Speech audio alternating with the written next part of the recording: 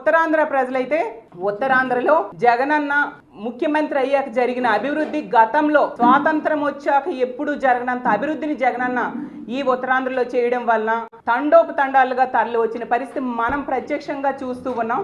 So war one side అయిపోయింది. ఉత్తరాంధ్రలో ఉన్న 34 సీట్లు అలాగే రాష్ట్ర వ్యాప్తంగా ఉన్న 175 సీట్లు కూడా జగనన్న మా వైఎస్ఆర్ కాంగ్రెస్ పార్టీ గెలిచి తీరుతుంది అనే విషయం అర్థమైపోయింది. తెలుగుదేశం పార్టీ వాళ్ళకి ఒక ఫ్రస్ట్రేషన్, వాళ్ళ సర్వేలో కూడా వైఎస్ఆర్ కాంగ్రెస్ పార్టీ గెలుస్తుంది అనే విషయం అర్థమైపోయి ఫ్రస్ట్రేషన్తో చంద్రబాబు నాయుడు గారైనా పవన్ కళ్యాణ్ గారైనా ఇష్టం వచ్చినట్టుగా మాట్లాడుతూ ఉన్నారు.